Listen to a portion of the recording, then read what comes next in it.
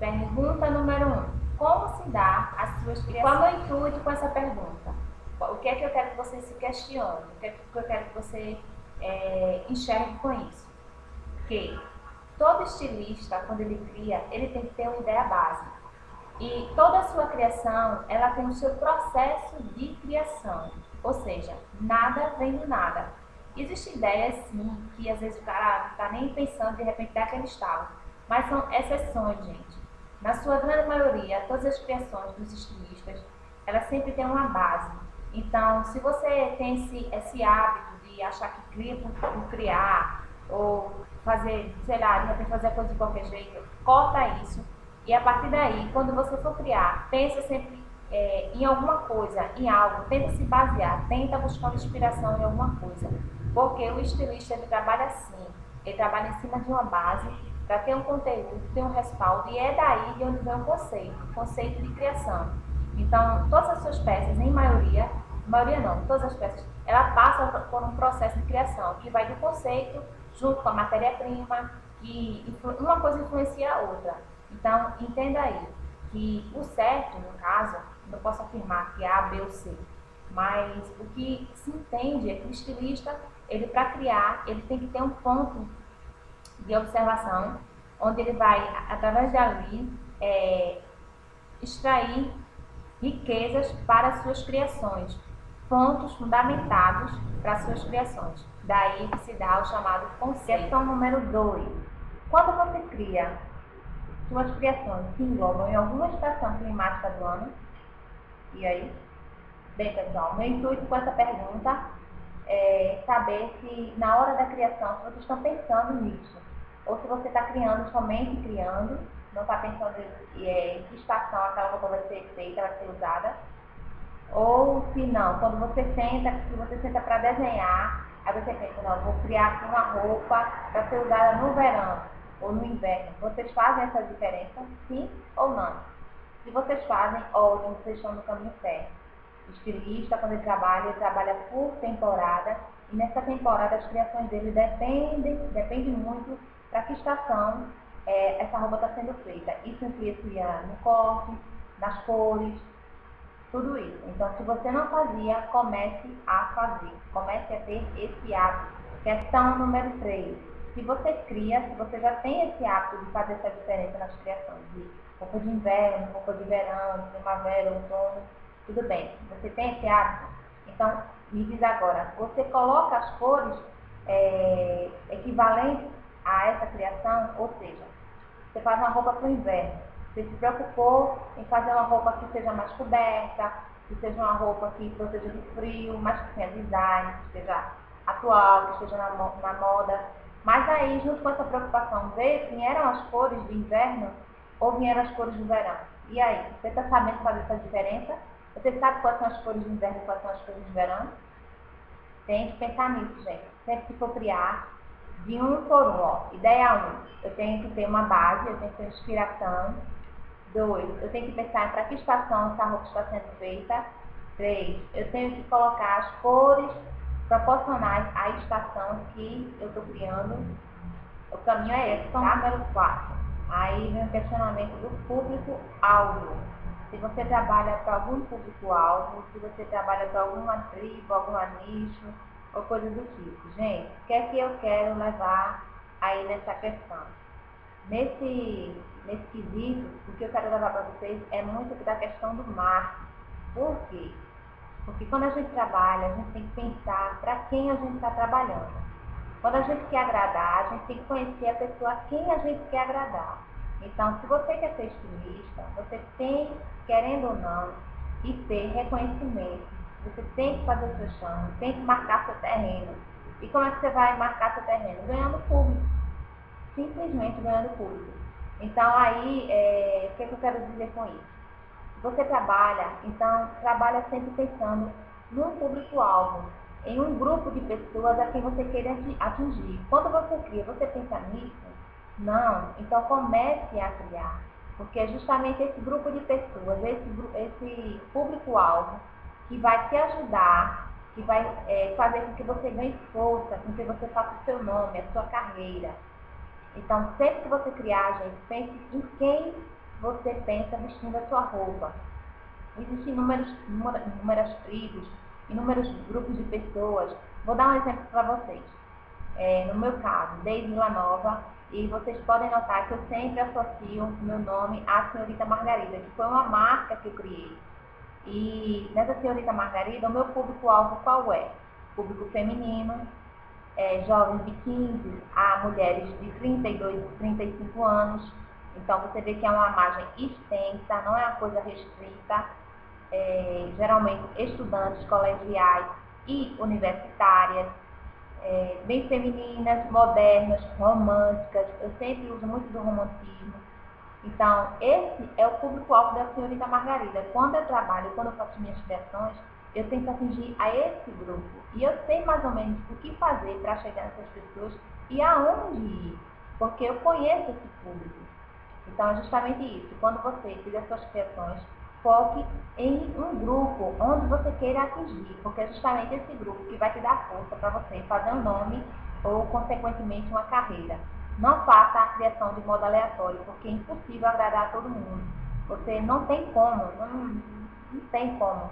Sempre vai ter um que vai gostar mais, menos, às vezes você vai agradar a muitos, mas dentro desse muito vai ter um grupo que vai ser mais forte. E esse grupo mais forte é justamente o seu público-alvo. Então tenta descobrir, ou se você já sabe, então tenta atingir, tenta agradar essas pessoas, porque é ela que vai te dar força para você fazer a que classe social o seu público-alvo pertence.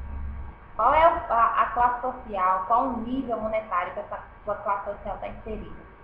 Então, gente, é o seguinte, aí, para que essa informação, para que essa resposta? Porque suas criações vai depender muito disso. Por exemplo, se você trabalha para a classe C, no caso a classe mais baixa, né, digamos, que tem classe D ou E, enfim, mas vamos colocar a classe C, que é a massa popular. Então, o que acontece? Vai adiantar você fazer uma roupa, uma criação cara para essa classe? Não vai, você não vai vender. Você tem que agir de acordo, proporcionalmente, à classe social que o seu público está inserido. Da mesma forma, se você tenta atingir ou atinge a classe social A, que é a classe, né, exigente, que pode exigir, ele tem condições para isso. Então também não adianta você fazer criações, vou fazer uma peça bem simples, uma coisa barata, sabe? Não vai vender. Você tem que pensar que suas criações, elas sempre têm que estar atreladas também a isso. Para quem você vai vender? Será que essa pessoa tem condições de adquirir sua peça? Ou se ela tem condições, será que sua peça está proporcional à classe social daquela pessoa? Sim ou não? E aí, você pensa nisso? Então, gente, repetindo mais uma vez, quando você for criar, acabe com essa história de criar por criar. Suas histórias agora têm que ter uma base. A partir daí, pensar na estação. Eu estou olhando aqui porque são muitas perguntas e eu quero falar pela ordem. A partir daí, pense para que estação você está criando. Depois que você pensar no modelo que você está criando, que no caso será proporcional à estação do ano, se vai ter uma roupa mais quente ou mais fria, se vai ter muito pano, pouco pano. Você tem que pensar nas cores que você vai colocar nessa peça, se é uma cor quente, cor fria, quais são essas cores que você vai colocar. Tem que ser proporcional à estação que você escolheu. E depois disso, questão 4, o que, gente? Mediante tudo isso, você vai ter que fazer uma criação que tenha tudo isso e ainda esteja focada no seu público-alvo e que seja proporcional à classe social que ele está inserido. Ou seja, se for um cliente refinado da classe A, você tem que fazer uma peça que tenha tudo isso que eu já te falei aqui e tem que pensar que ele é um cliente exigente, ele pode pagar e você pode investir, pode fazer uma coisa mais incrementada. Mas se não, se é um cliente mais simples, classe social mais baixa, você não pode incrementar muita coisa, você tem que usar a cabeça para fazer uma coisa atual, moda, fashionista, sabe? Tem que ter ideia brilhante e com preço acessível. Questão 6. Geograficamente falando, quem são os seus clientes? Daí, por que essa importância de saber quem é o seu cliente geograficamente? Vou te dar uma menção para que vocês possam analisar e supor, ver realmente que tem importância. Por exemplo, seu público-alvo mora em que lugar? Digamos que mora no sertão. Então você vai produzir um tipo de roupa que possa se adaptar, ser usada ao sertão. Mas digamos que é o inverso. Em vez de um lugar quente, seu cliente, seu público-alvo, se localiza no lugar frio, no lado sul. E aí? A roupa que você produziu para o seu público-alvo lá no sertão vai ser uma roupa que dá para ser usada no lugar frio? Por isso você tem que conhecer o seu público-alvo. Porque muitas das suas criações também vai depender do local, do modo de vida que aquela pessoa leva. Questão sexy. Nessa questão, eu levantei hipóteses para entender qual a sua situação hoje. Como é que você está? Você tem condições? Você tem uma loja? Você tem uma marca? Você não tem nada? Como é que é a sua condição hoje? Então, pessoal, o que eu quero dizer com isso? Tem gente que está começando agora, não tem condições mesmo financeiras de ter uma loja, de ter seu espaço, mas o que é que você pode fazer com aquilo que você tem nas mãos? Sua carreira, o seu nome, sua marca, tá? Antes que você venha ter uma loja, se você já puder ter uma marca, é super importante, porque isso é uma ação de marketing que você vai fazer com o seu nome. Então, exemplo, eu não tenho loja, mas eu já tenho uma marca. Se por acaso amanhã eu decidir, sei lá, tiver condições de abrir uma loja, muitas pessoas já vão saber quem é a senhorita Margarida, porque eu trabalho muito em cima disso. Então, se você está aí na situação de não tem loja nem tem marca, se liga nisso aí, começa a fazer uma marca, vai fazendo seu nome, porque isso é tua carreira. E se você já tem um nome e já tem uma loja, aí é só trabalhar as ações de marketing do dia a dia. Mas para quem está desenhando e pretende ser estilista, então é preciso, gente, fazer carreira, é preciso fazer nome. Não vacile, não duvide, nem acho que isso é besteira, porque não é. Tem que ter nome. Tem que ter nome para a questão 8. Nessa questão, eu pedi para vocês colocarem os desenhos na bancada para analisarem. E o que eu quero, onde eu quero chegar com isso? É para você analisar e ver se suas criações brigam ou conversam.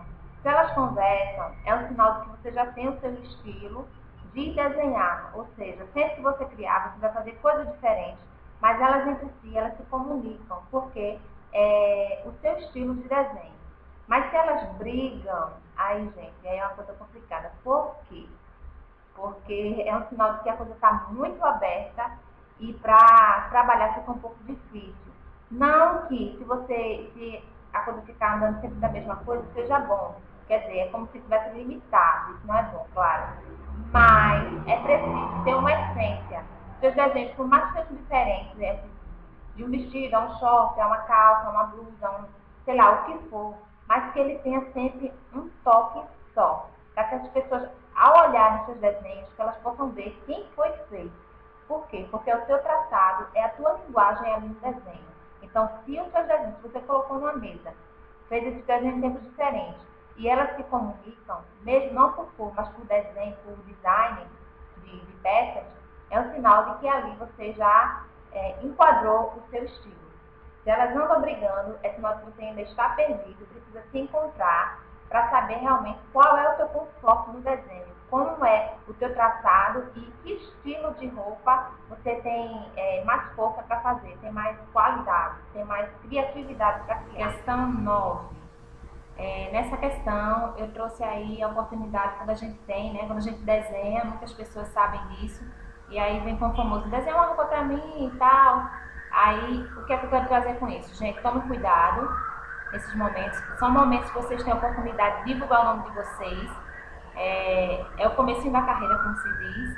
Então, faça o seguinte, quando alguém solicitar isso pra vocês, pesquise essa pessoa, não faça coisa de primeira, não é a pessoa chegar e dizer assim, faz uma roupa pra mim, você, sabe, tá, vou fazer, e colocar o seu estilo naquela criação. Não, você vai colocar o seu estilo sim, mas adaptado ao estilo daquela pessoa.